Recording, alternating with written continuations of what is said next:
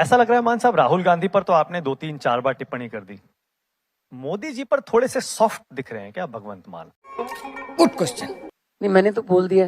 मैंने तो कैसा पहले- क्या सोचते हैं आप मोदी जी के आपने बारे में? सवाल ही नहीं कैसे पूछा नेता मोदी हैं? के संबंध मैं में। पूछ लेता हूं, चलिए, कैसे नेता है प्रधानमंत्री मोदी? क्या सोचते हैं भगवंत मान उनके बारे में? मतलब किसी भी एक बात नेता को के तौर किसी- पे, प्रधानमंत्री के तौर पे किसी भी बात को किसी भी बात से जोड़ सकते हैं वो।